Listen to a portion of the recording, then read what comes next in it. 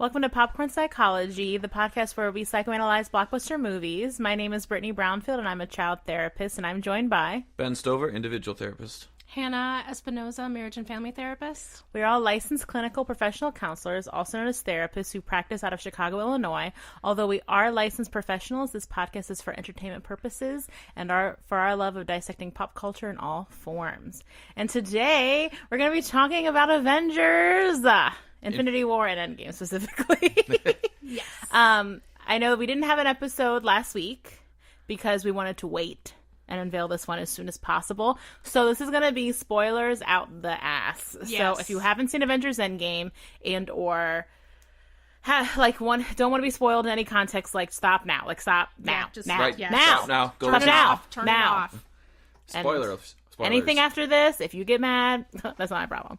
So, and we're mostly going to be talking about Avengers Endgame because, I mean, they're pretty much like the same, like two parts of one movie. It's one movie, right? And Infinity War, when that first came out last year, we were like, should we talk about it? But it felt like... Well, we didn't have the other. We didn't have the other half. Yeah, because in terms of psychology, nothing. It was all set up, and we were like, well, I think we should wait until the Endgame comes out because that's when we're going to see the psychological fallout. Yes. Of what happens in Infinity War. So, and I'm glad we did because it's rife with grief and loss and trauma, and actually the movie does a really interesting job of showcasing all the different ways that you can deal with a big traumatic loss. And so we're going to be talking about the original 6 Avengers, Clint, Hawkeye, Natasha, Black Widow, Bruce, Hulk, Thor, who's only Thor, Steve Rogers, Captain America, and Tony Stark, Iron Man. So we're going to be going through all 6 of them and kind of touching upon how each one presents as dealing with basically the events of Infinity War. Yeah. Me and Hannah, we all 3 of us saw it Friday at 8. Together. And then Hannah and I watched it again this morning. And I watched Infinity War last night, so it's all fresh in my sad brain. Yeah, and I've watched Infinity War so many times that I just didn't need to rewatch it. And I think this is the first podcast where none of us have any notes out. I don't think we need them. I think we're good. Yeah. Also, my brain is still trying to absorb the awesomeness that was Endgame. Well, and that's why it was helpful to see it again, because I think that the first time it was just a lot of shock and trying to waiting for the next thing to happen and kind of feeling like I've literally just been thinking about it since we saw it on Friday. I can't stop thinking about it. So seeing it today was actually kind of helpful because now I feel like I have a better well, you're actually taking in what you're saying instead of seeing what's going to happen next, what's going to happen next. Yeah, and just being so worried and anxious about what's going to happen. Because I think I said I hate this movie 4 or 5 times when we saw it on Friday because I was so anxious about what was going to happen. As I was watching, I was just sitting there thinking about it and going okay, probably about by the time everybody, they came back from the snap, I think I'm probably watching the greatest movie that's ever been made. Ben did say that many times after it's finished. It's all over my Twitter. It's all over everywhere. I said it. And I don't think that you we can fight if you disagree. Yeah, I don't know that you're wrong, though. I mean, even watching it today, I'm just that movie is fucking awesome. The way that it ends is so beautiful. The beginning, the way that it's set up, where, they give you just enough information to give you a sense of a feel of what's about to happen. It sets it up so well and then executes everything just beautifully in the end. And it just has a really, I really like the climax point. I mean, it's just, and I also really like that there wasn't one person who could come in and save everything. They had to do it together. Yeah. I had to. Which I think some people, I know that I talked to my brother-in-law and he was worried that Captain Marvel was just going to be able to save everything, somehow, she would just come in and save everything. But it was really cool to see that while she was clearly very helpful, it still was the whole team. Well, that they kept it to the original 6 basically with some help from randos like Nebula and Rocket. Yeah. So we can kind of start going on the list. Okay. I mean, I don't think we need to give a synopsis like we usually do. Basically, Infinity War, Thanos, bad guy, got all the Infinity Stones, snapped his fingers, and then half of the universe or just half of Earth? Half of all living things. Every living thing. That's why when Scott Lang disappeared. looks out the window and sees the birds. Right. Yeah. Because But I it's didn't know half if it of was all like living over things. the whole universe or Yes, just the whole Earth. universe. Everything. Gotcha. Everything. The whole everywhere. universe. Gotcha. Because remember, Captain Marvel says, Yeah. I'm dealing with the same shit that happened on Earth and all the other planets. Yeah. So that's why I'm going to be gone for a while. Yeah. Okay. So, and then, so basically, yeah, Endgame is just how all of our surviving heroes deal with the loss of many, many, many, many loved ones. So we're going to start with Hawkeye or Clint because the movie starts with him. Yes. Or just Brutally. point out that you said we don't need to do the thing, and then you did the thing. Well, I mean, I can give a brief.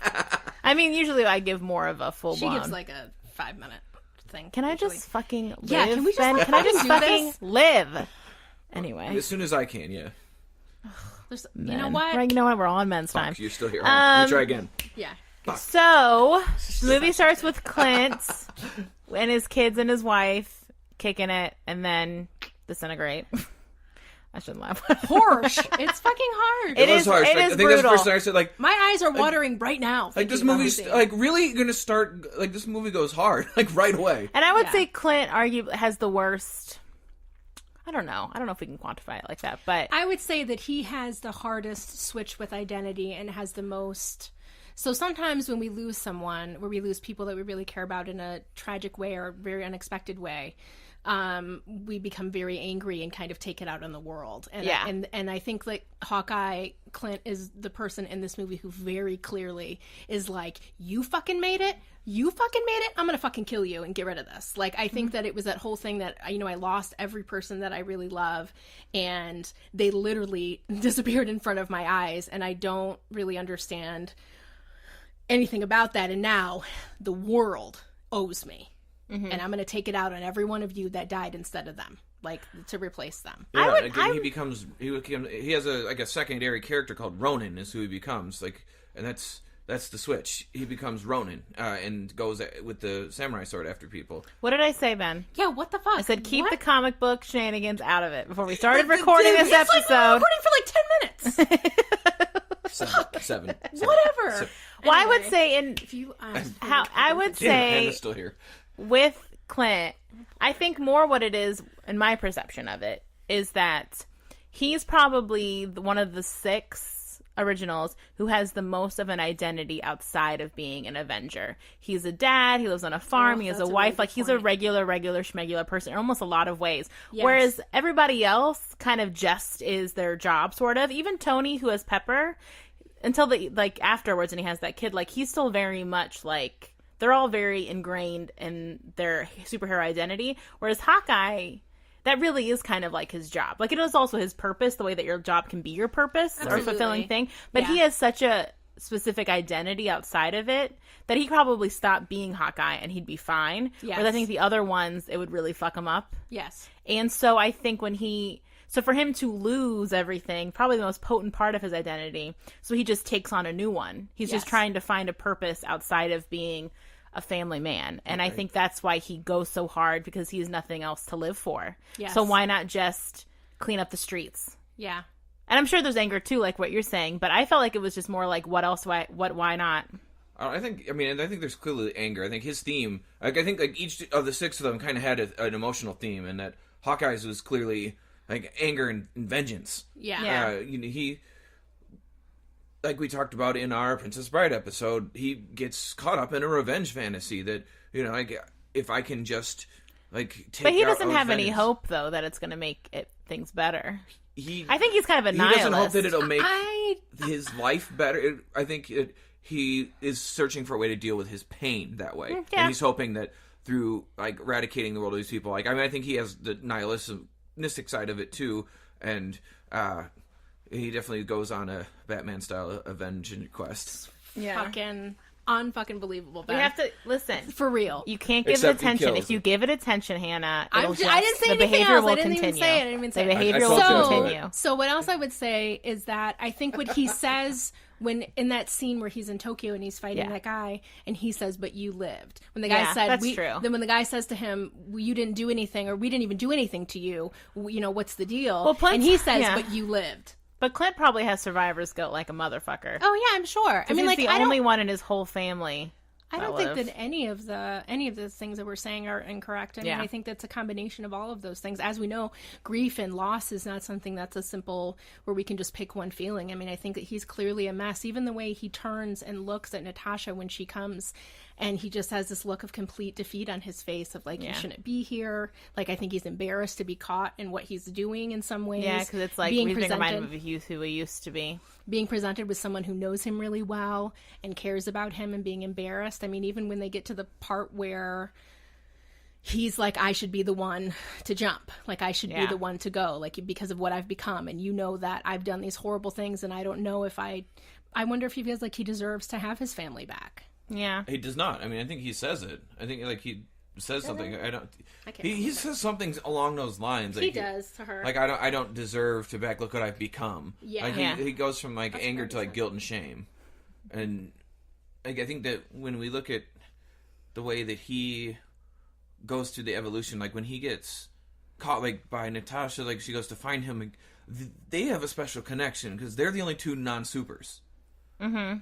Like, they're just peak-trained human beings. And like, they always have they're had very a special brother relationship. Sister. They're very siblings-esque. Right. They have been. They've always had, like, a tight relationship, and kind of based on that throughout the whole, course of these films. And to be caught and have her do it was, like, a beautifully designed moment by the filmmakers. Like, have her be the one that finds him, as opposed to, like, the moral center of the universe and Steve Rogers find him. It's the person who's going to understand him the most. The person who also has that dark past, who's killed and done things like what he's doing, but has moved past it. Like, to have that be the person who caught him was just part of why I think this is probably the best movie ever made, because of just every component of it is designed to have maximum emotional impact and make the most sense for all those characters. And when, like, his storyline kind of plays out, like, her being the one that he goes on the quest with, interacts with, just makes sense. Yeah. Mm-hmm. And I thought it was also very sweet the way that they got to have some of those last moments together. Like, when he turns to her when they're on the spaceship and he's like, this is, like, if we weren't doing this, this is kind of fucking awesome. Like, right? It's like we're in space together, like, walking around on another planet. Like, this is wild. So, I mean, I do agree with you. I think that the way that things were paired up, I think worked really well and just made it, I think you're right, made it had the most feeling per minute, or whatever you want to say, for the movie. I mean, I think he even goes out of his way to change how he physically looks. Like, he gets that haircut, he gets all those tattoos. Yeah. Like, he definitely is trying to distance himself from who he was before in, like, a physical way and, like, a, emotional way, for sure. Because I think it's just, I mean, how could he live in that house? Like, everything, like, his whole life is wrapped up in outside of being an Avenger. I'm sure he did not go back to that house at all. Yeah. God, he probably burned it down. I don't think he'd go that far. They were in it still. Remember, at the end, he goes back? Oh, yeah, that's right. And so I guess we could switch to... Tony's funeral was at his house, wasn't it? Or was that at the... No, that was Tony's house. Was that Tony's house? That's Tony's house in the Wisconsin-looking woods. Yeah, okay. Yeah. So, I mean, we could switch then... Yeah, shut up. Like, upper state New York. But I think we can switch then to Natasha. So Natasha kind of... She does... The way she deals with the grief and loss of, Infinity War is just where you kind of shut down and keep on going, like, everything is fine. Almost. Yes. Yeah. Like, we just got to keep on. And then it keeps you from feeling your feelings, which you can tell even when she's having, like, a regular conversation with, like, Rocket and Nebula and Captain Marvel, like, through the weird, like, holographic email situation. She you can even tell, like, her eyes are, like, tearing up constantly. And I think it's because she's trying not to feel. She's just trying to power through to keep on going, and probably never really processing how she's feeling. I think that she's trying to, really just focus on the mission aspect. Like, I'm going to keep doing this, and there will be a way, and we will find it. And if I stop and break down, then we won't be able to find it, because nobody else is doing this. Kind of when Steve comes in and he says, are you sure that somebody needs to do this? Because she says, well, there won't be anybody around to kind of keep this going. And he's like, does it need to be done? He's like, does it need to be done, though? Like, are you doing something that is just pushing you through? Well, keeping you and keeping her place. Stuck. Yeah, keeping her stuck. Well, it's that thing where you think you're moving forward, but you're really staying in the same place. Mm-hmm. because you're kind of just doing the same thing over and over again, wanting something new to happen. Yeah, and I think sometimes what can happen when we lose somebody in a situation like this, it's kind of where, well, I said that I was going to get my degree, and I said that I was going to get married, and then you just go through all the motions of doing all the things that you were already planning on doing because you don't want that change to happen just because you lost someone. And that really sometimes can make it end up where you're doing things for the wrong reasons and can end up making grief sometimes more complicated and last longer. Mm-hmm. And also, she seems pretty isolated in the compound. Yeah, it kind of seems like she's there by herself. Like, maybe she's talking to Steve every once in a while, like when he pops up to, I don't know, do his laundry, the joke she made. Yeah. But she does see, and like she's only eating peanut butter sandwiches. Like, she seems, like very isolated in that compound. Yeah, she's clearly definitely like locked onto a role. It's like, if I keep filling this role and I keep this thing going, and she's like absorbed the leadership role and filled the void left by Tony and Steve and taken over and like, okay, well, I'm gonna run this thing now, and that's become her whole identity. That's her coping skill, is to invest herself into her work and let that be everything for her. And I wonder if it's because she's so scared of who she could be and who she has been that like maybe the fear is, if I deviate from this path, then I'll go back to, maybe I'll become Clint, what Clint has become. Like, I think she, as you can tell through the whole course of the movie, she talks about herself. Like, she didn't have anything before this. She was a quote-unquote bad person before this, and so I can't let go of this in any context, or I will fall back into, it's almost like she's white-knuckling, like an addiction kind of thing. Yeah. Like, I cannot deviate from this plan because I don't trust myself to be a good person without this structure.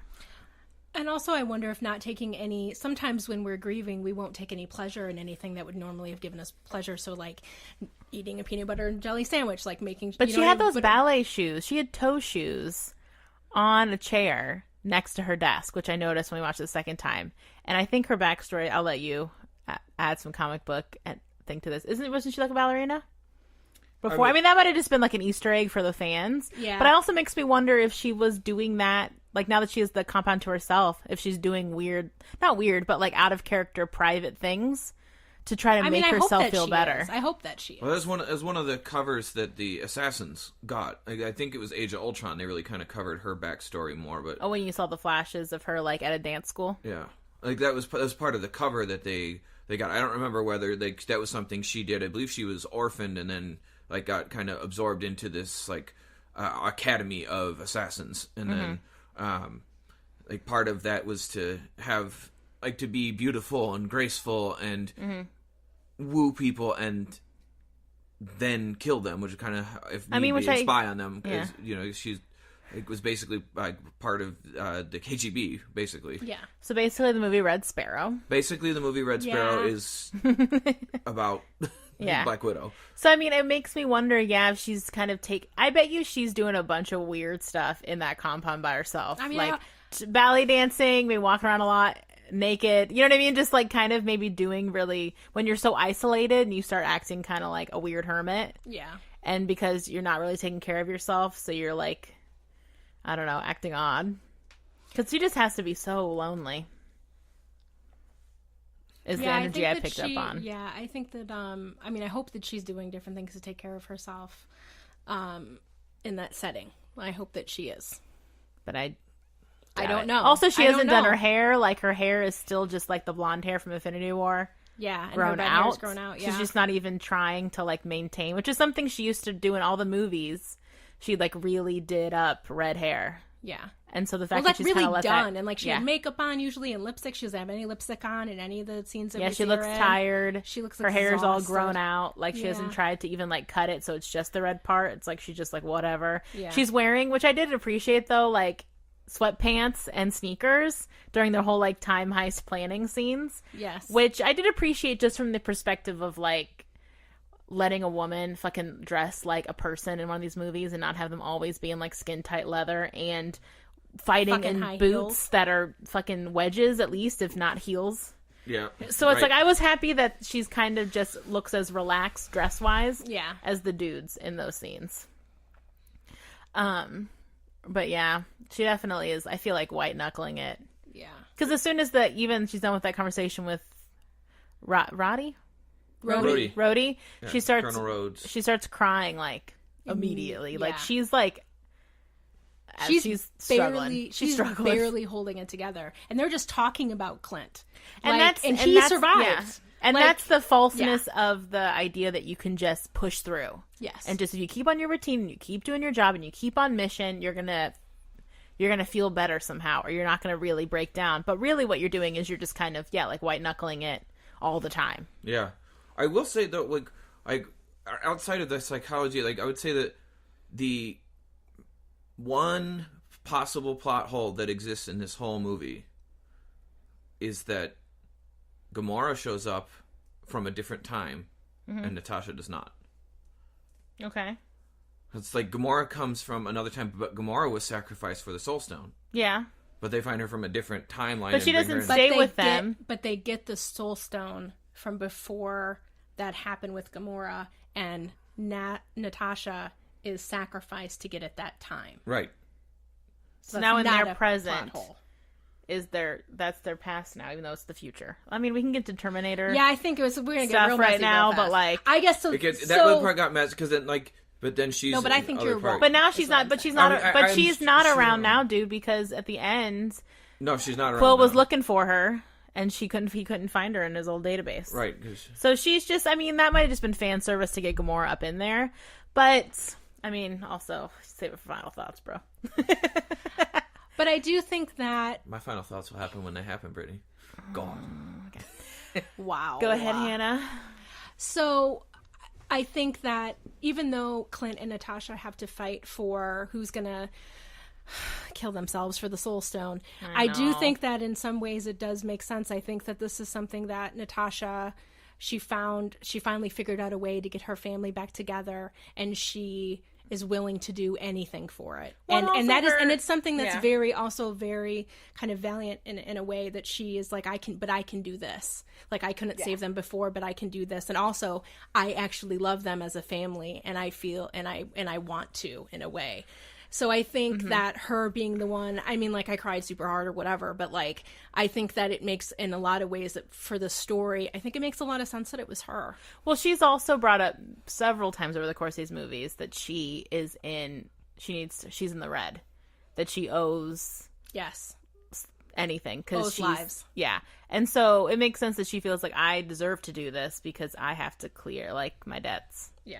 With my life. I thought that made sense. Like, I think her also like rescuing Clint at the end, like even forcibly, because he was so like guilt ridden, and she's like no, I've been prepared for this for years. Like, I understood, like, if we succeed, you're gonna have your family back. Again, that was like the subtext of the whole thing. Like, she understood that, and he was so guilt ridden that he was lost in that, and she's already moved through that guilt and accepted it as part of her identity for so long that she is prepared already for that, and also able to have some foresight into the situation. Like, buddy, if we win, like, your family's going to be back and you won't.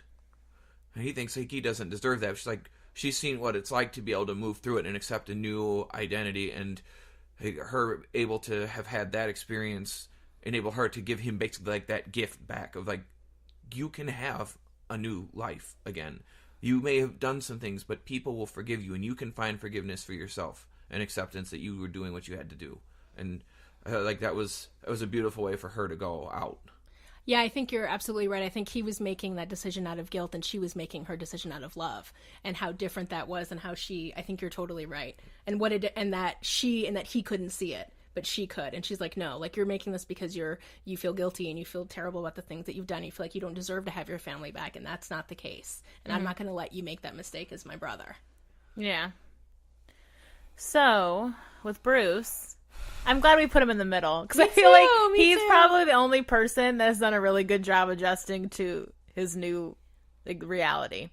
Because he now is like Professor Hulk boyfriend. Yes. In this movie, where he's kind of merged Bruce Banner and Hulk into one person, into this like good medium. And he is so relaxed and at ease and happy in this movie. Like, probably like the happiest we've ever seen Bruce Banner ever. Oh yeah, in this movie. He's clearly the most well-adjusted. He's joking. He's like quipping up a storm. He's like taking pics with fans. He's like just super chill. He's wearing his cozy sweaters. And he's just like so happy. I think he just seems like after everything happened and after when he says, you know, I lost, the Hulk lost and Bruce lost. Mm-hmm. He's like, so I had to go through this twice. And then I think just realizing that I need to figure out a way so that this doesn't happen again. So I can be at peace for whatever is going to happen in the future. And what a beautiful way to change to really be able to, because look, when we lose people, our identity can change. And sometimes we have shifts, and that's okay. And that's totally normal. And I think that he does I think you're right. I think he's probably the best adjusted. I think he's the one who was like, you know what, I don't want to have to carry around this guilt and weight anymore because look what's happened. And I couldn't change that. So what is the point of fighting this within myself to be more miserable on a daily basis? Well, he realized the hard way that it was counterintuitive. It didn't make them win, and it didn't make him happy. And also, I think he did kind of a healthy thing, which is he went away for 18 months with himself and probably did 18 months of like sciencey, you know, nerd stuff, but also like introspection. And because the only way for him to reconcile his two identities is to have done probably some deep, almost like therapeutic work, and to kind of find like this happiness between the two of them, kind of reconciling his two identities. And he just came out the other side like a healthier person. And also some part of it is, he doesn't say this in the movie, but forgiving himself for what happened. He seems like, though of course he wanted things to be different and he helped right away, he also doesn't seem, if they had never came to him and said, do you want to change the past? I think he would have just kept doing his life. Yeah. Forever. Well, I think he found peace for the first time in his, like, since becoming the Hulk. Like, so he's found a way to accept himself, accept the anger and the, like, you know, like calm sides of himself, like the fearful sides, and kind of blend them together to like bring the strength out of each side of himself, which is like the most psychologically healthy thing that you can do. Any of the characters do, like, any of the decisions made, except maybe Captain America's at the end. Like he reaches like the most enlightened point. Yeah. Well, I mean, it's that idea that, like you said, you can't just be one part of yourself. You have to kind of recognize all the parts of you and learn how to put them all together. And like he says in the movie, like, I was always looking at Hulk as like, I don't know if he says it like this, but like the disease, instead of realizing that he could be like the cure. Yeah. So realizing you can't just shove down parts of you. You have to be all parts of you and accept all parts of you. And that's why you find, you know, happiness and contentment. And unfortunately, it took all this horribleness for him to get to that place. But he really, he did it. He really did it. he did it. And he's so chill. He is so chill. And he does a good job, like, counseling everybody else in the movie, too. Like, for Thor and, like, other people he kind of talks to. Just being like, we can get there. You know, I can help you. Because he's seen the other side of it now. Yeah, I just really, it was really good to see, like, someone take that kind of stance on it. Like, he's finding this enlightened peace and trying to bring that to the rest of the team when he was the most chaotic character. Mm-hmm. And, like, at least him and Loki, I suppose, may be tied, but Loki was doing it on purpose, and he was losing control. And now he's got control, and he's using that as an opportunity to move his life and everyone else's forward into a new sense of purpose. And like, it's a very existential development for him, and to have come up with this, okay, so I've had all this happen, but here's how I'm going to define my new purpose now. And it's something I work on with clients a lot. And like another aspect of him that I really liked is it's something that I try to teach the male clients that I get a lot. Like, you can't be afraid of your emotions, whichever ones they are, because then they get more extreme because you don't allow yourself to feel them and things build up. And that's when, like, anger, if you don't embrace it and accept it for what it is and allow yourself to feel, just like sadness or anxiety or any other feeling of grief or any emotion, you can't just be one thing or the other. It's not different sides of yourself. It's all one person. It's all you.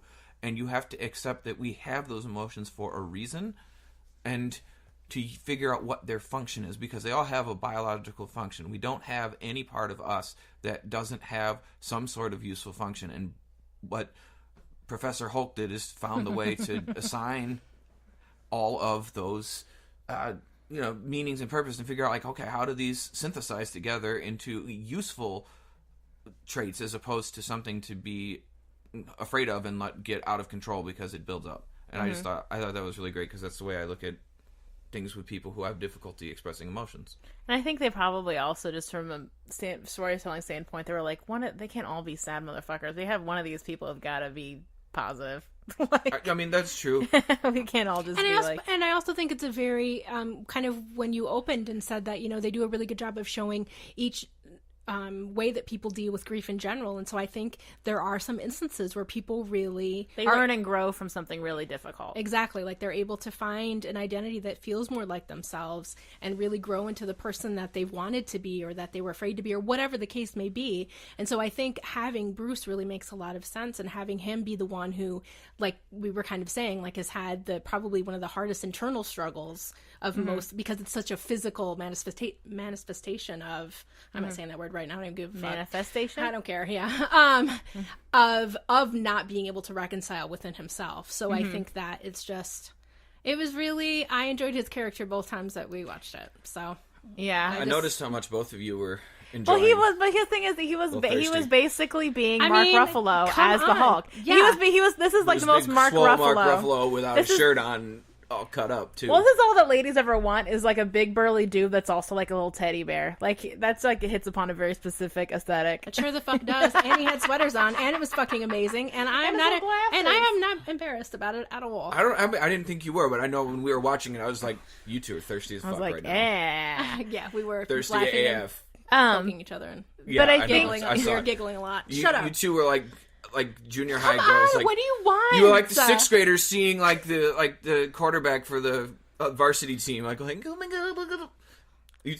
I mean, here's the thing. Here's the thing. Yeah, bold statements to be made by a man who was wearing a full Captain America outfit. I know that's right, girl. With his own shield. I had my shield. I am not. No movie shame. Theater.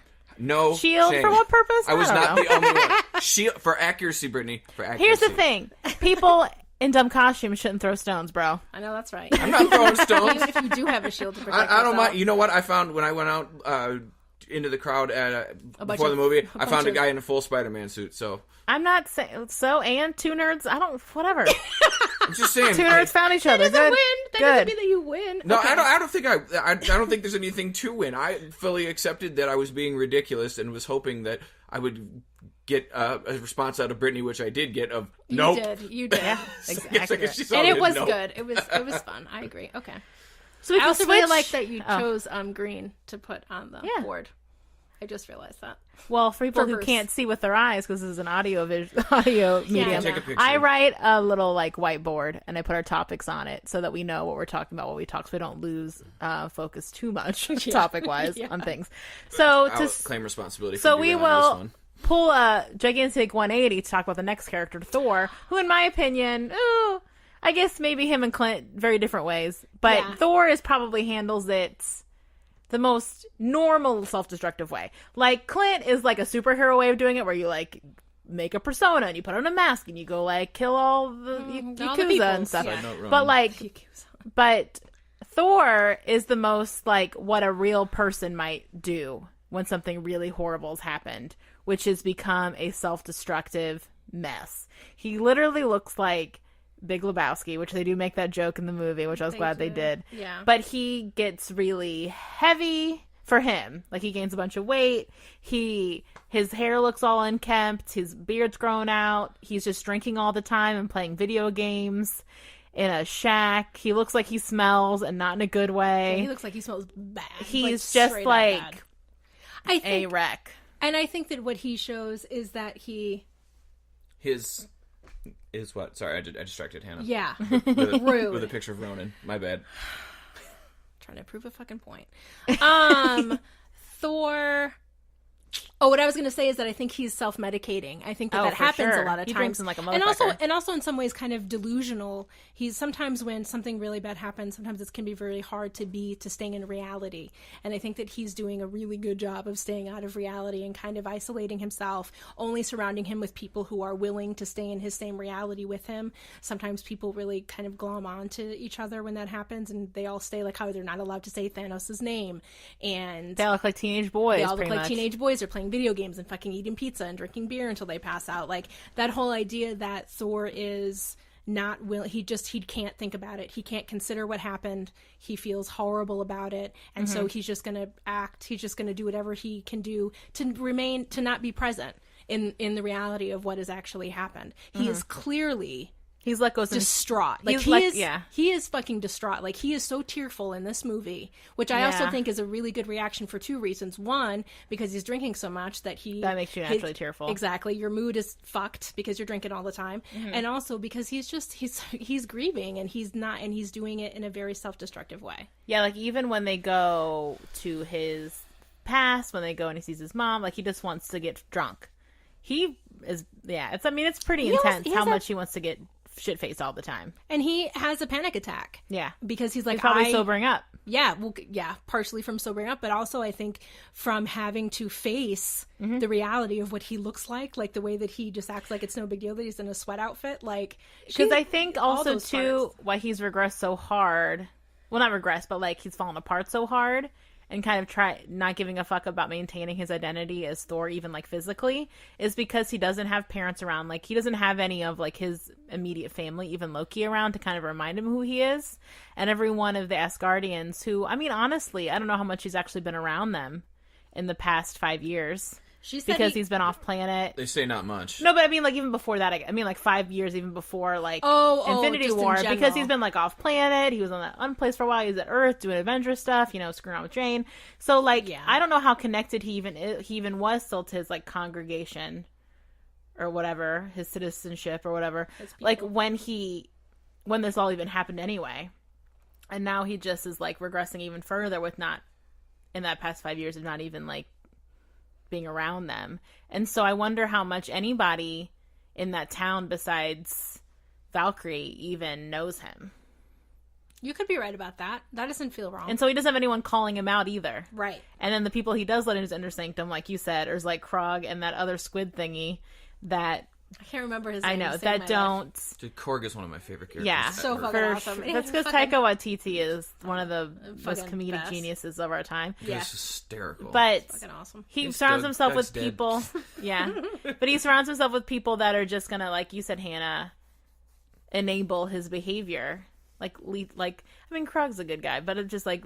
He is, and again, and not bit. necessarily that people who sit with others who are grieving and let them kind of stay in that space are necessarily doing something that's unkind. I don't think that it's something that is like, oh, Korg is a bad friend for letting Thor kind of wallow and be disconnected from reality, but more that sometimes that feels like the right thing to do for a little while, and then sometimes we get too wrapped up in it, and it can be really hard to then to all of a sudden be like, hey Thor, like maybe we should like go outside today. Like I think it would be really hard to switch from that, from kind of letting. And also, I mean, this is a catastrophe unlike any other. I mean, because for him, it's not just grief and loss; it's also I failed. Yes, I failed. Capital F failed. Like I failed twice, I guess, in his mind, because he chops Thanos' head off, when he probably shouldn't have. Yeah. And then before that, he doesn't cut off his arm or his head initially, too, when the snap happened. So he just feels like a failure all over. And coming from having such an arrogant hero persona, to being a super failure, like that is like such a conflict within him. Well, and also look at his arc. Like in Infinity War, Thor was the hero. Like it was Thor's journey. He shows up with Stormbreaker, and if he had not shown up, they would have lost. Yeah, for sure. He's shown up with the lightning and they would have. The battle turns. The battle turns when he shows up, and he had the opportunity. He could have ended it had he went for the heart and like tried to kill Thanos. But like he had the hero. Look what he went through. Like he endured the full force of a star in order to get his new weapon to get Stormbreaker. But honestly, I think too it might have been this failure on top of the failure that happened immediately before it with his sister and losing Asgard and losing his hammer. And his so he's brother. probably arguably barely holding on to his hero persona going into Infinity War. Right. And then he finally starts to redeem himself, and then he fucks up again. So it's like, over the course of the past, like, 3 movies, he's been, like, actively challenged and defeated multiple times and just fucked up his... I mean, he lost a fucking eyeball. Like... And I also think his purpose, right? Because his purpose has always been, he's like, I've been alive for 1,500 years. Like, I've been doing all this stuff. Clearly, I'm still alive for a reason. Right. This is my purpose, is to finally save everyone. And then that I'm doesn't... the strongest Avenger. Exactly. Like, I am the answer. I am the chosen one, if that's where we want to go with this. Like, and not being able to follow through with that. That was Anakin. And, like, now, you need to get a grip. You need to get a motherfucking grip. That he... So also losing that purpose, which also sometimes people lose when they're grieving as well. Their purpose for why am I doing this? What was I really hoping for? Because really, because also he knows he's not smart.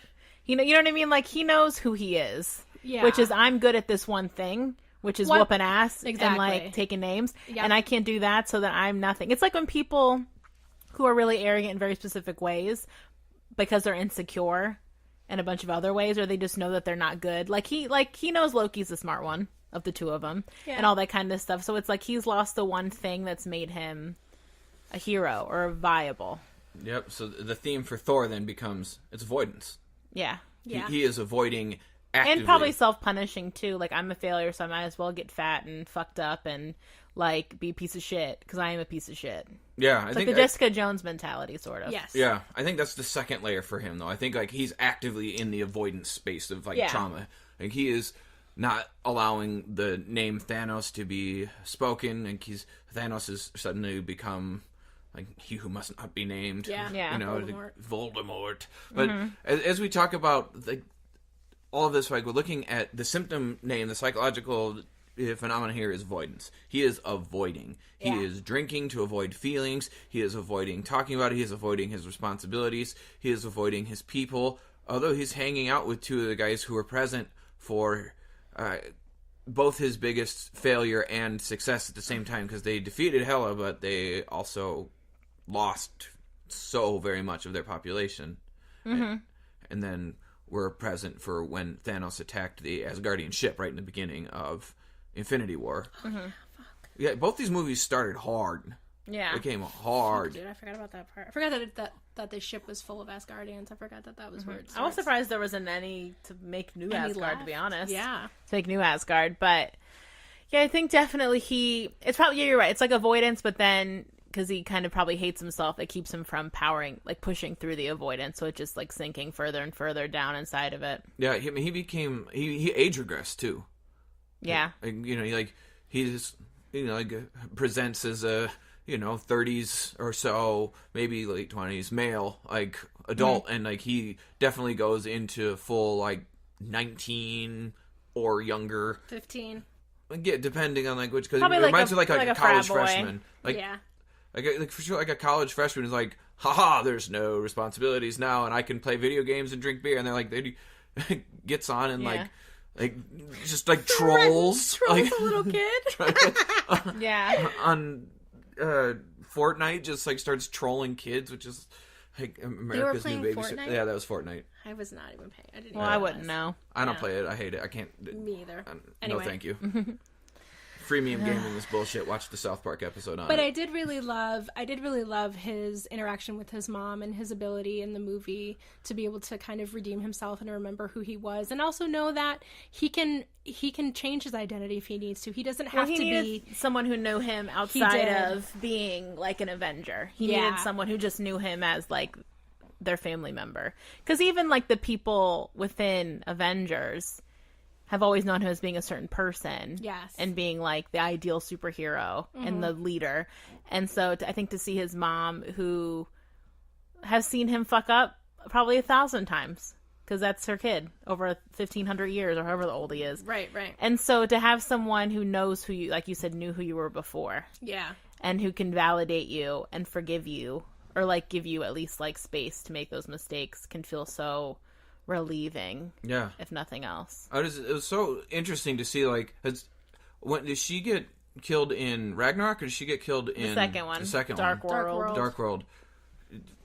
That was one of my least favorite of the whole things. Like, I only saw that one once, so I don't remember much from it. But, like, looking at it now and, like, seeing his whole arc, like, it's the planning that went into this and, like, showing, like, how they tied it all together, like, seeing the start of his failures, like you guys were talking about, like, despite, like, winning that battle against the Frost Giants, still, like, losing his mother, the queen, and, like, that being what seems to have eventually led Odin to kind of give up on life.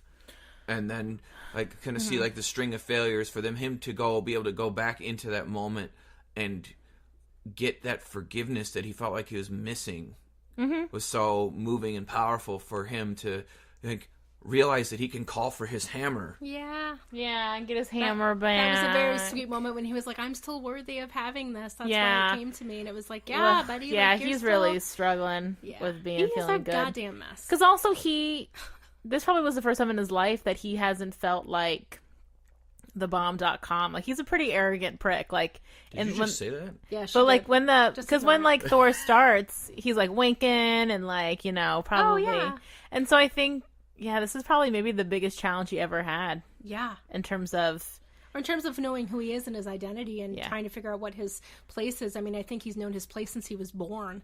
And so having to figure that out now in a world that no one ever thought would happen. I mean, no one could have ever imagined that the snap would have happened. So, I mean. And I think what's cool with Thor at the end of this movie is him realizing that just because I think him being king was something that always felt true to him, like, his whole life, and through the rest of the other movies, like, wanting to be king and that feeling, right? And so recognizing that sometimes you can change later in life than you thought, and, like, you can embrace that. You don't have to keep on going because it's what felt true and right before. And kind of relinquishing. Because he felt obligated. I feel like he might have more felt obligated, that he knew that he would have to be the king. And I remember I just watched all the Thor movies not that long ago. I remember when he was talking to his dad about having to be the one who would take his place, and how he felt like he wasn't ready and he didn't know if he would be good at it to begin with. And true. So, I mean, I think that he felt obligated, and I think out of that obligation is really what he had to let go of and know that he could just be who he needed to be and go on from there. So the next person after this is Captain America, Steve Rogers. So in the 5 years later of this movie, we see him kind of leading a support group, which I thought was really interesting when I first saw it. Same. Because I think after we talked about it, which we kind of talked about, he probably took it over from Sam. So it's something he was already kind of doing as a participant. We saw in, like, one of the earlier movies. But then it's probably something, I think you had said, Hannah, that he's probably doing in Sam's name. Yes. Like, falling forward, like, I'll do this for Sam, because it was something that was so deeply rooted in who Sam was. Yeah, and it's helping, like, vets and stuff move forward. And he's so sentimental that, like, for him to, like, he would take that out of meaning, like, well, I have to carry this mantle on because this was Sam's work, and, like, I have to do this. And I think him being a leader, pretty accurate. And he needs to be a leader, I think, in some context, and feel like he's helping people in some context. And it does seem like he kind of gave up on trying to do it in the Captain America style. Like, it seems like when he stopped and saw Natasha, that he wasn't really doing that anymore. You think it'd be him next to her at that desk in that compound, like, being relentlessly pushing and mission and mission and mission and mission. But honestly, it seems like, even though he says I haven't moved on, he does seem like he's kind of in a little bit of a healthy way moved on a bit. Like, he's still sad and kind of, but also it could be just a thing where, now I'm just thinking out loud, where he's already been sort of out of time and disconnected, that it's just like, well, this is just another thing that didn't work out, that, going through the motions in a way, but at least I'm helping people in a real way. Because what Natasha's doing is, like, globally helping people, but he's, like, locally, which can feel more powerful because he's seeing faces and connecting with people, which is way healthier than what Natasha's doing in terms of for your own being. Yeah, I think that's, like, probably 70% true for him, but I think that he's also dealing with some pretty significant sadness that he's trying to find ways to deal with, but he's also letting go of the parts of himself that mean the most to him and have defined his existence. He's like trying to redefine it, but I think that he's not where we see him, and why we see him kind of like start to grow is that he realizes that he's not being authentic with himself in this kind of like, what universe would you ever hear Steve Rogers say, do we need to do this? Yeah. Like he's lost, but he's like almost given up, and then but I don't think it's an unhealthy but not thing. wholly. He hasn't wholly given up, you know? No, and I don't think he ever could wholly give. I don't think anyone could ever wholly give up, because I think part of you would always be hoping that it could change and be different. And so I think once they get that glimmer through Scott, of course he takes that mantle. But I think I think it's really interesting that he'd even kind of let it go as much as he did, and was even sort of kind of encouraging Natasha in a little way of like, girl, like, we got to move on. He goes, but also insightful that he recognizes that he's giving that advice to people, but he is having trouble following it. You know what I mean? In the support group. Yeah, I do think that he's doing a little bit of everything. Like, I think that he's trying to move on. He's trying on this new identity. But then there's a part of him that I think is very stuck in, what am I supposed to do now? But I also think on the other side of that is he's still kind of what you said, that he's already had this experience of losing everything that he knew to be true. Yeah. And having another one, and actually being able and having other people around him experience the same thing. So instead of being the only guy who remembers certain things, now he's in a setting where everybody remembers, and everybody's that has been privy to this kind of horrible thing that has happened where we've all lost everything. Yeah. And so having people that he might feel more connected with, so in some ways that is kind of himself, and actually feeling more connected to people because they have the shared experience now. It isn't this thing where he's the only one who remembers what it was like in 1945.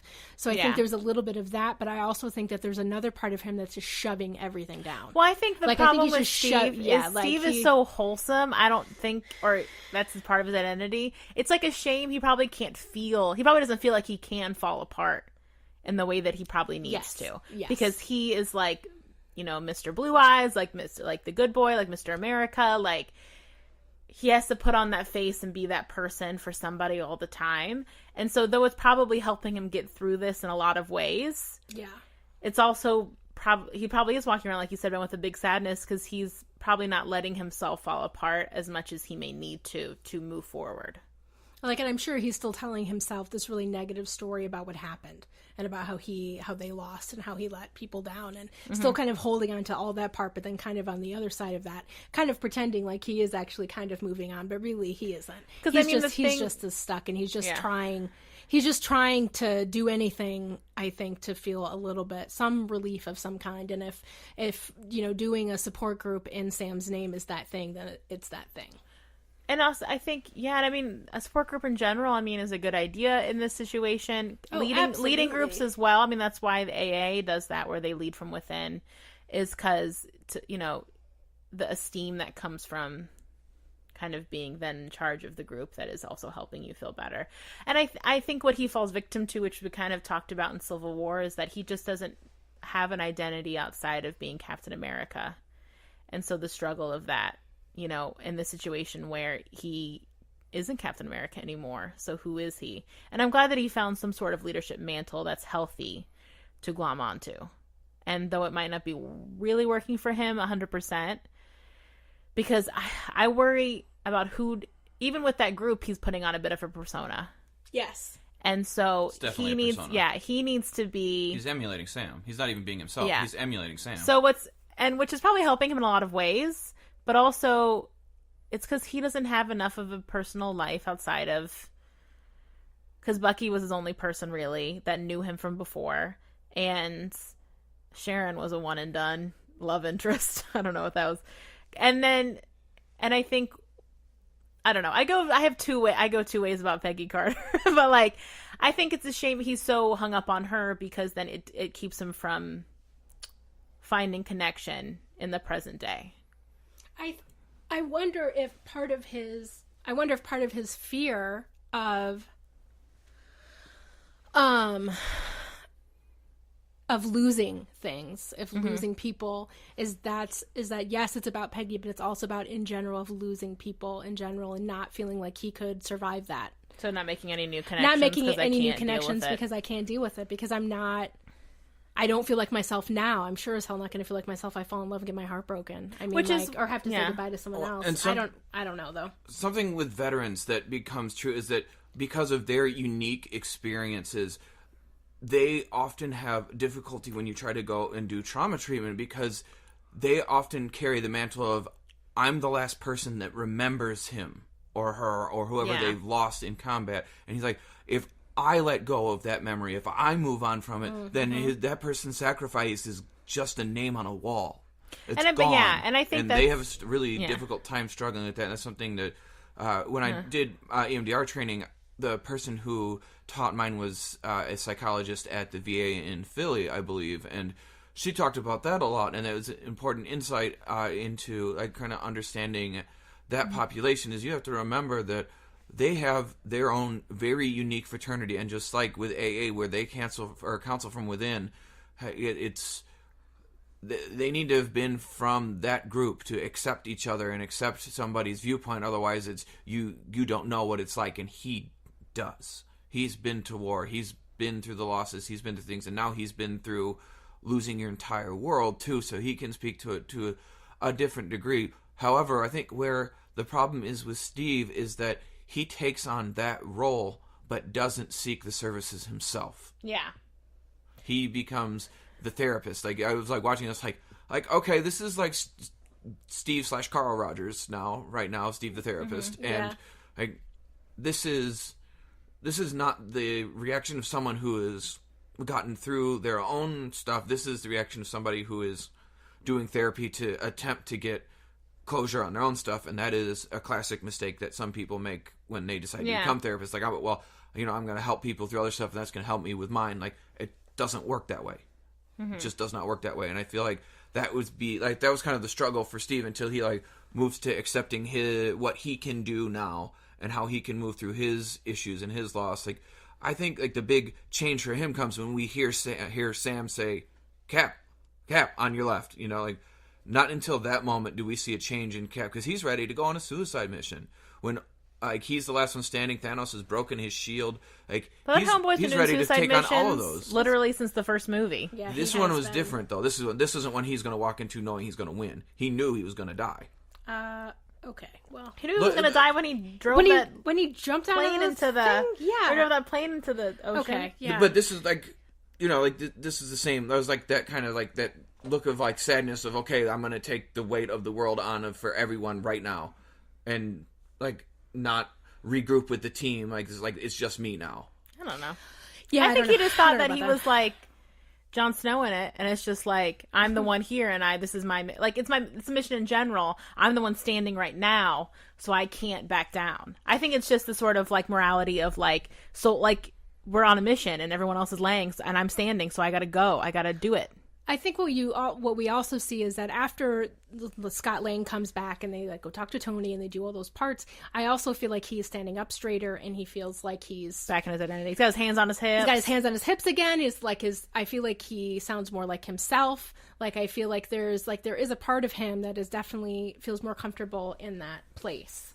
And I think that we see him, and I don't disagree with you that his body language completely changes when he hears Sam's voice. I don't think that you're wrong about that. I do think that you're wrong about the fact that this is his first, like, he's always been on a suicide mission. He's been unhappy for a billion years. I think it's more that he thinks that, like, his worth is based on, it's his job. That's his job. Like, that's his job, is to be the guy who sacrifices for everyone else.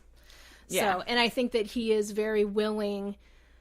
Also, for the same reasons that you guys both pointed out, I think he's also very willing because he doesn't have an identity outside of this still. Which I said in Civil War, it was a problem. Exactly. and so because he still doesn't have this identity, he still doesn't know where to go, and wouldn't it be easier, like, I'll just continue to be the soldier till the end. Because I think, not to, like, go too far into Steve Rogers, but he's never really had a good identity. When he was pre-serum Steve, like, he wanted to be somebody else. Like, he's always wanted to be somebody else and, like, put on a persona. And so my hope is, like, you know, when he went back in time and found Peggy, that he seemed like he lived what seems like a fairly normal life. Yeah. That he kind of then became himself. Yeah. Because I think he's always been like himself as much as he could be while trying to be Captain America. Yeah. Well, trying to be everybody's other version. Because he's always been sad. I think he's always seemed sad. Absolutely. Yeah, I agree with that. I think that he's always been playing the role of Captain America. Yes. Mm-hmm. He's always been living in a role. Like, he framed that dancing monkey drawing he drew when he was Captain America with the dancing girls. Because remember when he first became Captain America and he was like, I'm going to be...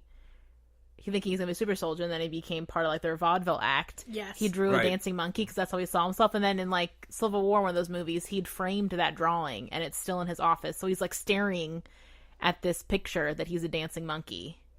Like, I don't know what it means to him, but like, so he's never really, I think, been content because he's always trying to feel fulfilled.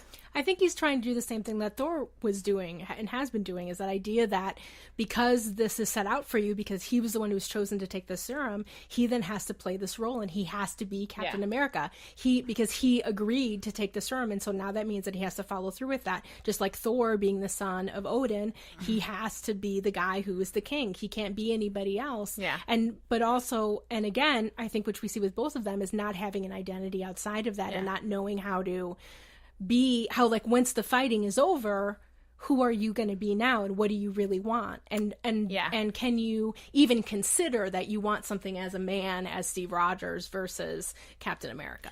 And I mean, I think it seems like he and Peggy were happy together, so I'm happy for that, but I worry that he's just like one of those people who's like, well, once I get this thing, then it'll make me feel better and it'll fill me up. Like I'll join the army and it'll fill me up. When he was pre-serum Steve, I'll be actually fighting in the war and then it'll fill me up and I'll feel better. I'll do the suicide mission. I'll, do all the things. I'll find Bucky, and then he finds Bucky and that's a mess. And then it's like, okay, well now everything's falling apart. So maybe if I can get back with Peggy, then it'll fill me up. And it does seem like that worked. So I'm really happy. It does. That probably is all. She never let him go either, But it's probably all, and she's the picture. So they probably were like soulmates or whatever. But no, I'm being sincere. I know you are. I think they made that clear since the first Captain America movie. I mean, I think that's been clear the whole time. Here's my thing: is I just have a pet peeve in all these kind of movies where people fall in love really quickly and they don't even really know each other or have dated, and all of a sudden they're like each other's true love. Like I would say the same thing about like Thor and Natalie Portman's character. Yeah, like they barely fucking knew each other. Yeah, and so that's just a pet peeve I have in period with movies. Yeah, like there's not enough character development for me to like. Like, they kissed once, they never even dated, they kind of worked together, and so they probably really liked each other. But this whole idea that, like, whatever. But, agreed. I guess, but I feel like he did, in being with her, and probably just being able to be a regular person, and her knowing him before Serum, too, like, is the best thing after Bucky, because Bucky's got his own stuff, that probably helped him become every part of him, like, a fulfilled version of himself. So I think that journey probably helped him be like a regular schmegular person and happy, and content in that. But I do think it's that thing where, like, calling her the love of his life, you know what I mean? Like, it's that thing where it's like, he reminds me of those people that are always going for the next thing that'll fill them up because the last thing they thought would fill them up didn't fill them up. Yes. Because they're still looking for a specific identity or a magic switch, which isn't how life works. Like, you have to kind of, like, Professor Boyfriend Hulk, like, you have to be all of the parts of you. I get what you're saying. I disagree, Hollywood. I think that there's another perspective here. Because I get what you're saying, but I disagree. I didn't say like I don't. I think there's another perspective. I get what you're saying. That's like a polite way of like being like, you're wrong.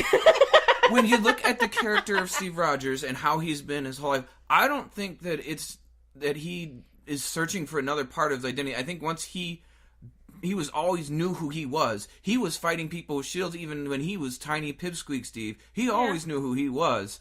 It's that he never had the body to match it. He's always been so locked into who he is. But this whole thing of like, I mean, here's the thing. We can agree to disagree because what's cool about fictional characters. You gotta let him finish his point. Okay, what? I'm gonna get you like a shot collar. No, but I thought you were like making your point already. I was. So I'm gonna get you a shot collar. But I think with Steve, he's known who he was. He's always so committed to who he was. With him, like, if he decided he loved somebody, that's going to be it.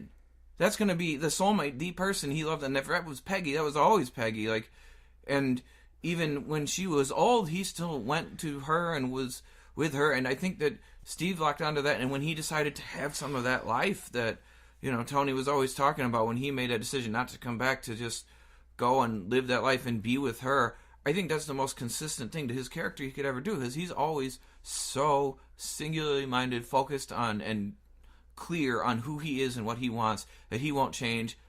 Think about his signature statement: sometimes you have to say, no, you move.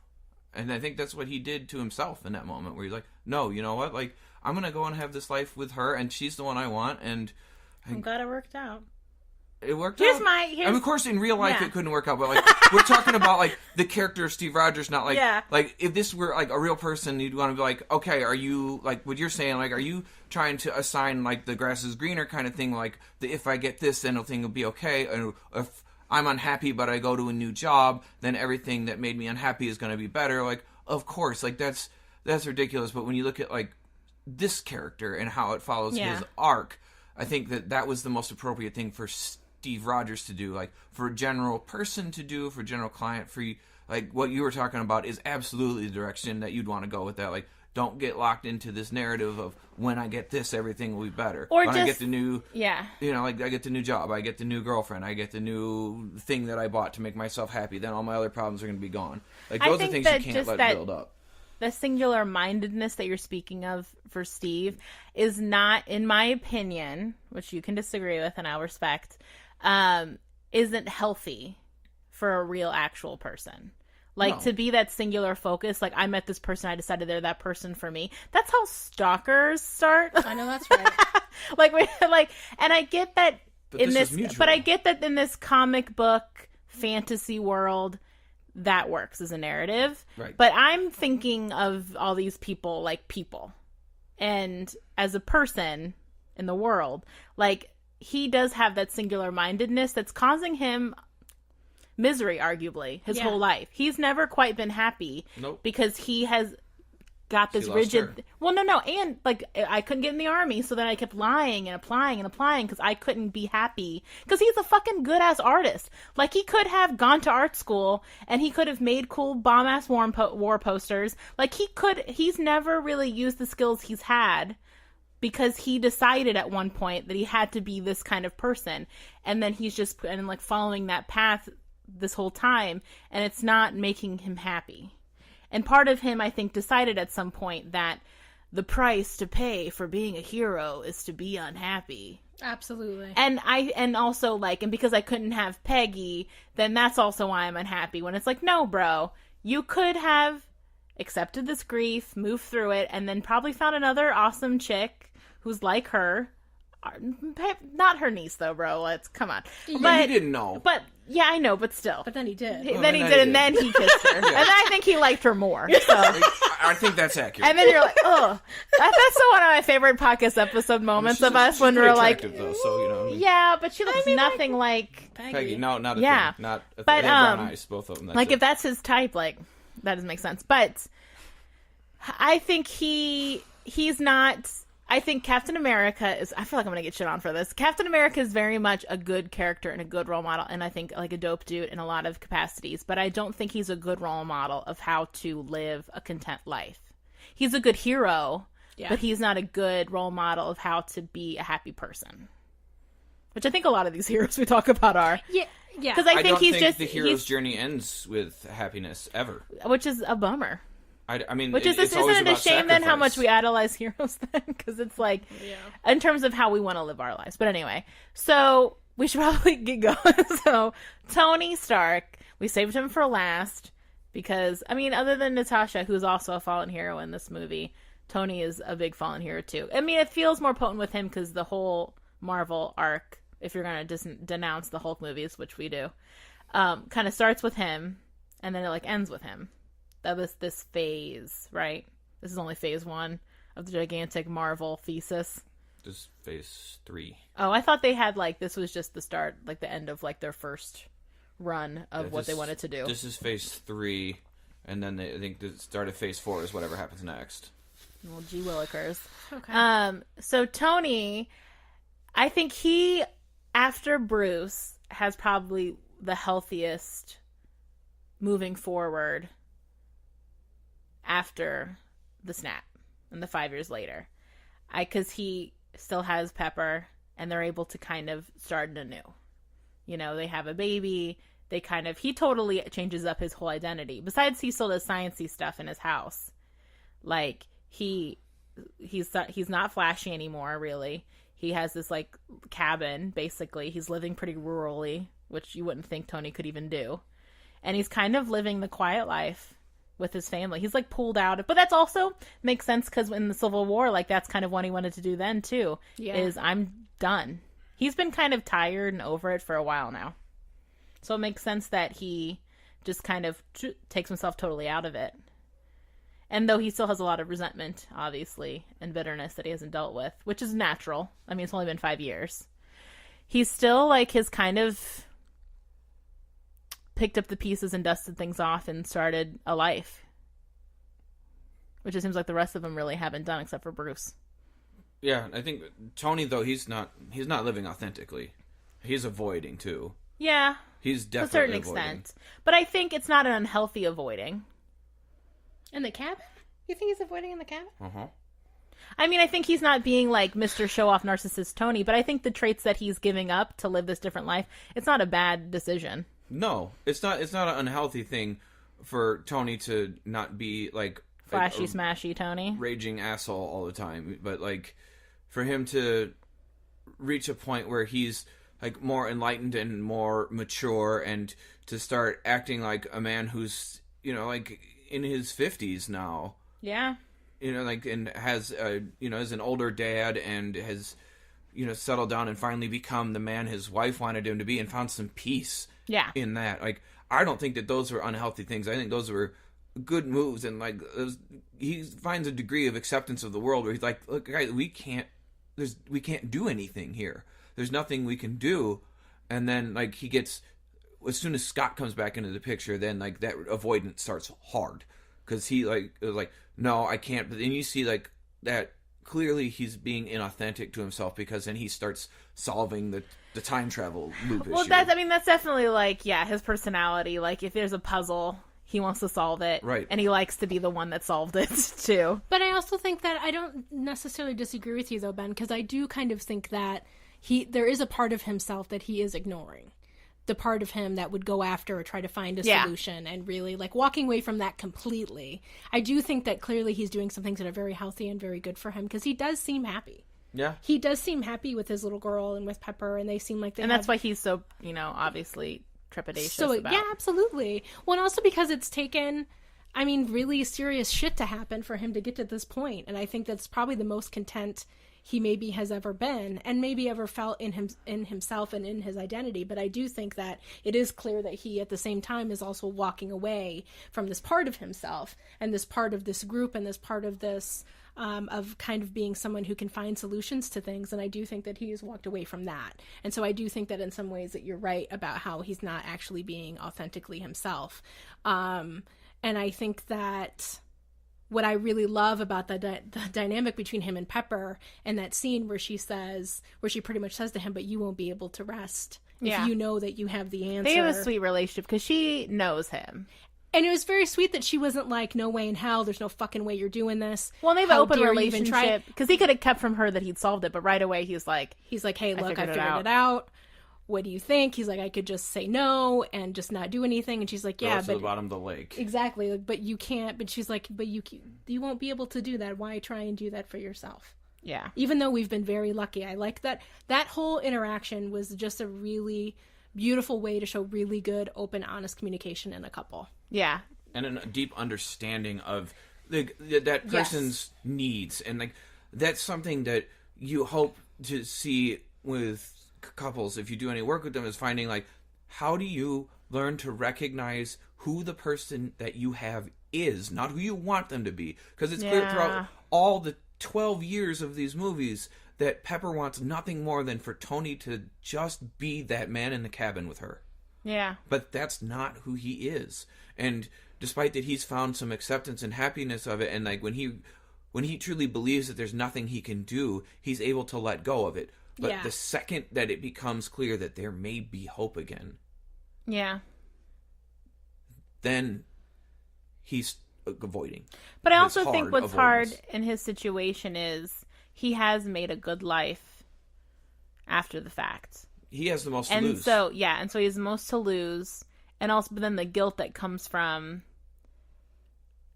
how it would feel selfish that you're not going to save people because you made it out. Which Pepper also recognizes, too, when they have that talk. She's like, it's hard because we were really lucky. But then everybody else, we're not. Yeah. Yeah, well, I mean, look at the dynamic between him and Hawkeye. Even though it's, like, more kind of alluded to, like, Tony's got his little girl. Mm-hmm. Clint doesn't. Yeah. And Clint was obviously, like, the most connected to her. At least that's the way they show it. Like, always, like, she's the apple of his eye. Yeah. And for him to, like, see him and not take the opportunity to help him, his friend, and then everyone get their little girl back. You know, like, he could never rest with that. Even though he knows, like, he could walk away from it and they could just not solve the problem and just accept this. Pepper knows that he could never. Yeah. He could never live with that. I do think, though, I don't know if Pepper just wants him to be the guy in the cabin. I think Pepper wants him to be happy. She wants him to be himself. And wants him to be himself. I wouldn't say that she just wants this small little world where nobody can interact or make changes to their life. I think that she wants him to be happy and to be able to be himself. And I think because he's still making, like, Iron Man suits, like, for her and them, like, in their shed. Like, she hasn't asked him to not be Iron Man at all. No. I think she's asked him to kind of, like, take a fucking breath. In 3? I can't remember. Didn't she want him to stop kind of being Iron Man? I thought wasn't that because he was having panic attacks and stuff? She wanted him to stop because he was freaking out. He was basically suicidal, for lack of a better way to say it, and was drinking and out of control, and because he had to accept what was happening to him, and he just wasn't connected with Iron Man, with that part of himself yet, and so he was being very destructive and very unsafe, and after that happened, and then it blew up into whatever fucking movie that is that I can't remember somehow. This is like very vague memories for some reason, but that then she said to him, "Look, you got to quit doing this shit because this is like you like." He went all the way to the edge in the one movie where he's just partying all the time and like she left him. Well, then fine, then that's when she left him. But I'm just saying that like that's why she had to tell him, look, I can't be around this because you're not. This isn't who you are. This isn't who you are either, and so I can't be around here for this. You're being a dick. Yeah. I think she probably tells him that. Yeah, that he's being a dick. I'm sure she does. But I think this is. Part of what I'm sure she loves about Tony is that he's so inventive and smart and creative and like precocious and, you know, all that stuff. And so to ask him to not be, because I hate those dynamics in movies. Yeah. Where it's like the man has to sneak around and like the woman's a nag and like da. So I like that he's so open with her about his discoveries. She's not getting on his shit for even trying it, like, you know, seeing if it could work. Like they're very accepting of each other. And they've come through a lot to get to that place. But I like that they don't portray her as I don't want you to ever be Iron Man ever again. Like you promised me if you do this, I'm leaving you. Yeah, because him being in that cabin, I think she went through that arc one point. But him being in that cabin, I think is very much probably Tony's. I bet you Tony, it was his idea. Like I bet you he came to her and was like, I found a place out in upstate New York. Let's just go. And she was like, okay. What I mean by like her, he wanted to have a kid in the Infinity War, and she was like, no. What I mean like is him being in that man in the cabin is not being the man who needs to be in the cabin, but being that guy who's letting those talents be there for their family and like to not be always out trying to like a show off, save the world and like garner attention and like. But he was already extrovert, like fulfill that extrovert need he has. But he was already letting go of that in Civil War. He was starting to. Because he got confronted with all the shit that happened in that fake-ass country, Sokovia. Yes. And so I think this has been an arc for him that's with been Ultron. long going. Yeah, because of Ultron and stuff. Like, he flew too close to the sun and it got burnt. And so I wouldn't be surprised, if, like, the cabin thing was his idea. Because having the kid was his idea. Like, I think, like you're saying, like, he's getting older. Right. And he's tired. And he saw this shit play out with his dad and it made his dad kind of a dick. You know what I mean? Like... So I think he learned from all those experiences and grew. Yeah. He definitely grew. I mean, but he also, like, doing that barf thing he made, like, he definitely is being... I wonder... I wouldn't be surprised if he was doing, like, therapy-ish stuff on the side. Yeah. like for himself, like creating. Yeah, or at least getting or learning about it or something. Because that whole EMDR kind of thing he made. Yeah. Like that barf thing he called it. Yeah. Like he's obviously his brain was in therapy, like minded. Yeah, absolutely. And so he's been kind of fleshing out his identity outside of being Iron Man for a long time. So Infinity War probably just killed it, for him. I mean, it wasn't not there. Right. But I think it definitely, like, killed whatever appeal was left of it. But then when this problem comes up, of course, he jumps on it because he can't help himself. Because that's definitely his personality. But I think he could have lived the rest of his days in that cabin with his daughter and his wife and been okay. Yeah. And I think that him having the first reaction we see when he does come back and he's so thin and he's still getting healthier, his kind of like anger reaction, calling Steve Rogers a liar. That's the first time they've seen each other since Civil War, when you think about it, which is crazy. Yeah. And I think that his reaction also makes a lot of sense when we are going through grief and loss, that kind of being angry and not knowing what to do with it, and who to be angry at. Exactly, and who to take it out on. And, and he's been mad at Steve for lots of different things over these movies and over this relationship.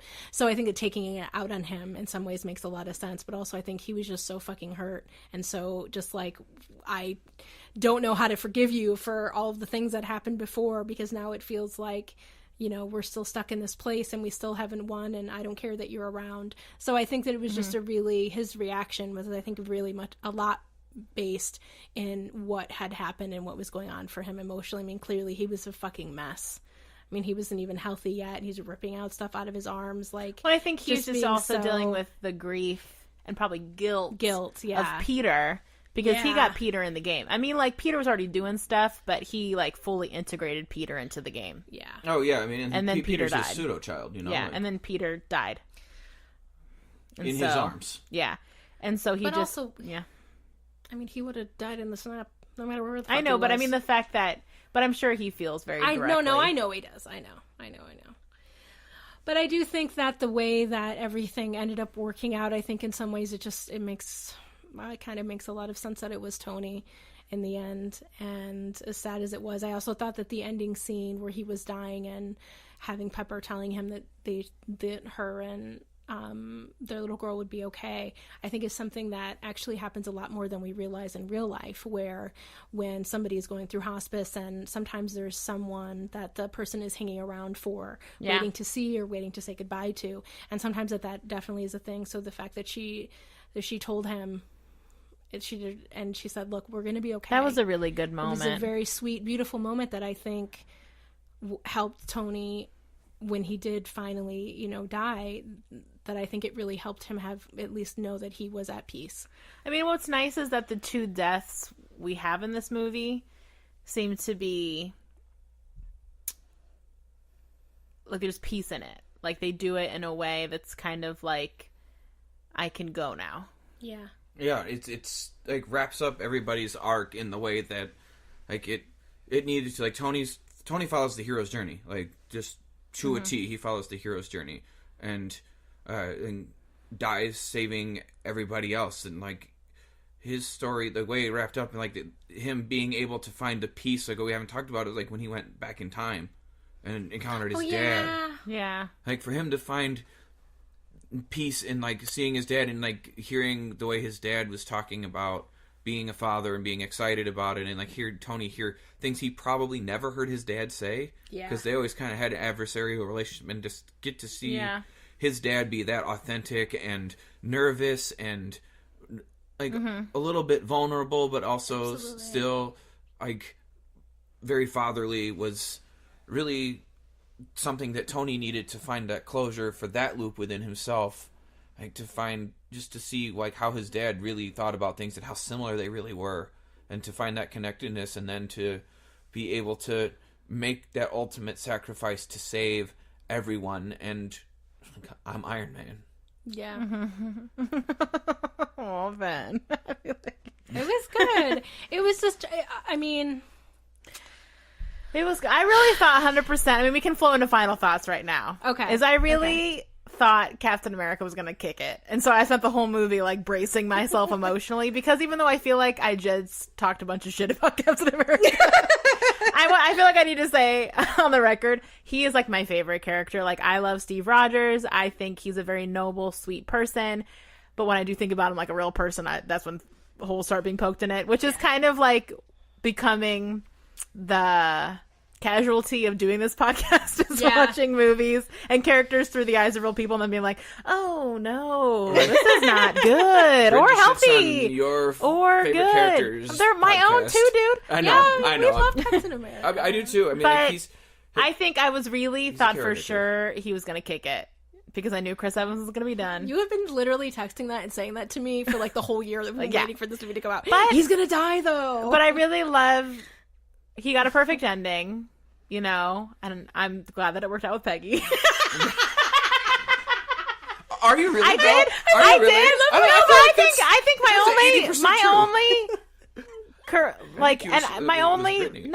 my only thing was is like I didn't get enough him and Bucky being sentimental together. I feel like they had a conversation before he went back in time, saying I'm gonna do this, because Bucky definitely acts like he knows, like I'm gonna really miss you, and like just like this accepted sad look on his face, like, so he knew, I think, for sure. Yeah, he definitely knew. He knew, like, either he knew because he knows Steve so well and they are best friends, even though Bucky's had his own like tragic journey that lost himself, but he knew Steve so well that either they had talked about it and he just wasn't telling anybody and keeping Steve's secret as Steve's best friend, or he just knew. I'm just really happy that Steve got to be a regular person. Like, he got to go back and just be hopefully an artist. I really hope he like went to his art.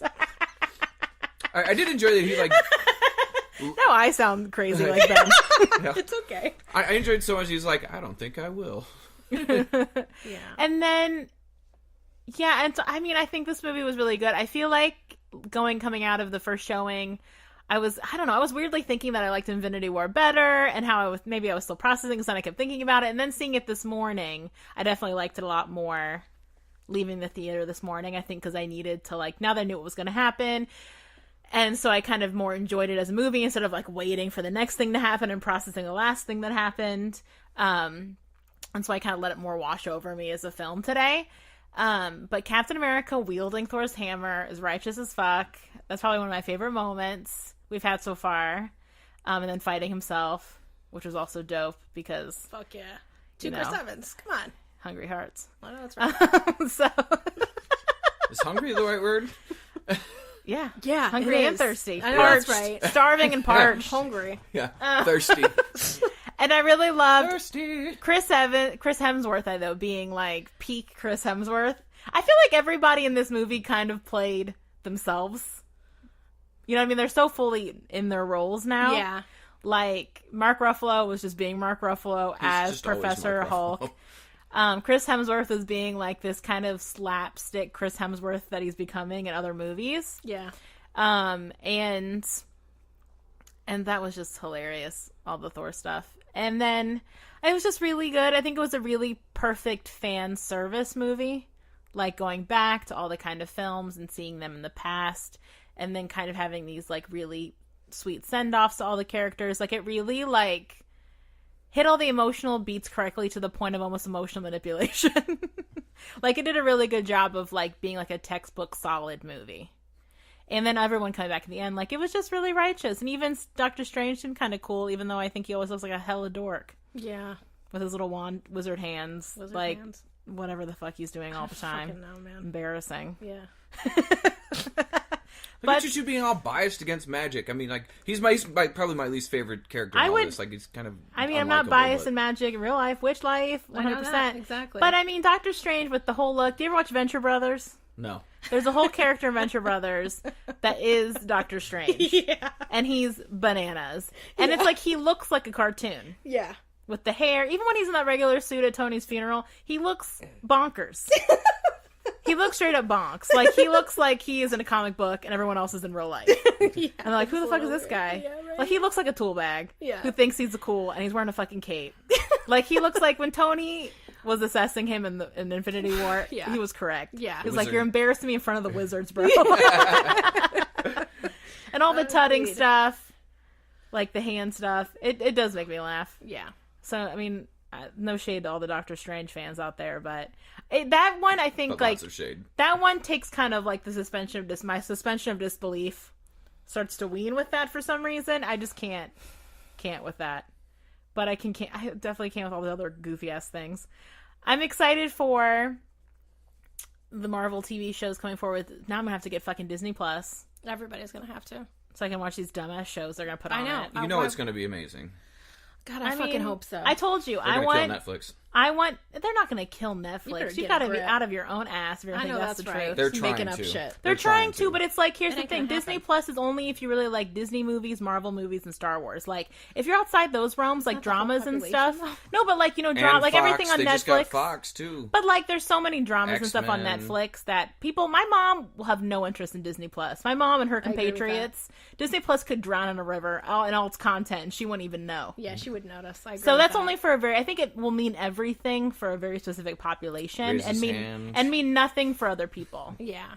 But I'll probably get it just because, like I've told you guys, my hope is that the Scarlet and Vision show is like a rom-com King of Queens style. Just two weirdos trying to make it in small town America.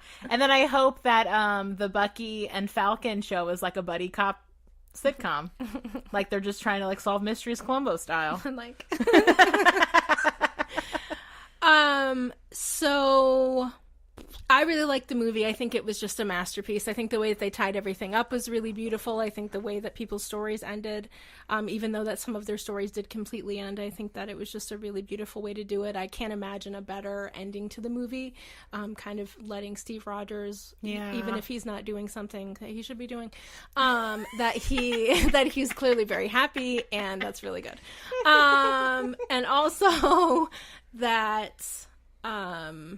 and also just all of the different ways that they came together in the end. Like, every time, both times that I've seen the movie, when they all come out to fight together, my eyes just tear up that they can all be together and all be there for each other, and how that whole scene, the way that all of that part kind of goes, and it just is just kind of a really beautiful way to show good versus evil, to be completely honest. And to show that, I really liked how they highlighted the women in the one scene. Yes. That was really beautiful. I mean, the first time we saw, people were clapping when they came out. We're clapping when you see Black Panther for the first time, which totally makes sense. And so it shows you how much this Marvel whatever has grown. Absolutely. And been inclusive. Absolutely. So I think seeing it for the first time, I was very anxiety provoking, and it was really hard to kind of really sit in it because I was so worried about what was going to happen, which makes no sense because it's a movie and whatever, but like I was losing my shit when we were watching the movie. And then the second time, really being able, because I did know what was going to happen, really being able to experience it and kind of just let myself like cry really hard. Like my shirt was wet by the end of the second time I saw it. The first time I didn't cry that much, just because just watching the characters and people were so connected to their stories and the way that they are. And so they just did an excellent job, and I'll probably buy this movie as soon as I can, and then be a real weirdo and watch all 22 movies like in one sitting somehow every year for the rest of my life until I die. So I think that it's just a beautiful movie, and it just makes me very happy, and I think that they gave them a very beautiful send-off. I agree. And Chris Evans looks hot as fuck in every scene. Every scene he enters, you're just like, Daddy's home. Every time. Ben? Over to you, sir. Sorry, I'm gonna same. try to wash your guys' slobber off of my distance. Yeah, no, you're thirsty. Anyway, I think this film is essentially perfection. Like I said earlier, as I was watching it, we got to the point where everybody came out of the portals that just started opening up, and at that point, I was just like, I think I'm watching the best movie ever made. Like, right now, I think I'm watching the best movie... It's fucking magical. ...ever made. It's perfect. It's just perfect. Like, there's, some minor knocks you could do, well, maybe, like Black Panther and Bucky and a few other people didn't have as much screen time, and Captain Marvel as much screen time as maybe you would have wanted, and, I didn't like that, they essentially showed, oh, here, let's have Black Panther go run with the gauntlet and then fuck up. I mean, I think the first time I saw it, that whole back end felt rushed. But then watching it again, I was like, no, I'm fine with the pacing. But I think the first time, that's maybe why when I left the theater, I was kind of like, because I feel like there were a lot of moments that felt like they were just there. Yeah. Yeah, but I think that like overall, the way it all tied together, it just wrapped up every storyline exactly the way it should. And the ones that they left open, there's already plans for how they're going to solve them, because those are going to be part of the next phase. Absolutely. And we know that, and like they've been good at like leaking that information and like kind of letting you know like this was going to happen. But this story was focused on the original Avengers. They're the ones that survived the snap, and then plus Ant-Man, who was an original Avenger that didn't really make the first movie, and they didn't bring him into it a while, even though him and Wasp were like part of the first team. But I'm fine with it. Yeah, I'm fine with the way they incorporated that in. Like, I wish Wasp were more of like the whole storyline, because she's so important to the Avengers history. Sorry, comic book stuff, guys. Sorry. Yeah, but this movie, I take them kind of together as one movie, because it's really one movie. Yeah, I watched watching the last one, like the Infinity War last night, and then watching the new one this morning. It felt very cohesive. It was so cohesive, and like I was just watching this and going like, they just wrapped up everything, like the emotional content of it. The acting was so good. You could like everybody's pain and like sadness carried through the whole film, and you could see it in their faces and in the way they process things. Like Chris Hemsworth's acting was superb. I thought in this, like everybody was really good, but his was particularly like a strong point of growth from where like Thor started out as kind of like ass clown kind of character in the first one, and then like for him to become such an emotional presence as he goes through his work, and then for him to kind of go back to that as he's antagonizing Star-Lord at the end was I enjoyed the hell out of that. But this movie just did things that I wish other comic book movies could have done. Like, I think this is a big statement here, but I think this movie unseats The Dark Knight as the best comic book movie ever. And I don't think there's any argument. I don't know. I mean, like, I feel genuine, like, I don't know. Like, I'm not saying that as if I don't believe you. I'm like, that's making me marinate on that. Yeah, I don't know. I feel like it's almost apples and oranges. Dark Knight is such its own thing. Like, Dark Knight is a good movie. Period. Comic book or otherwise. Absolutely. Dark Knight is a good, almost like a good heist movie. Yeah.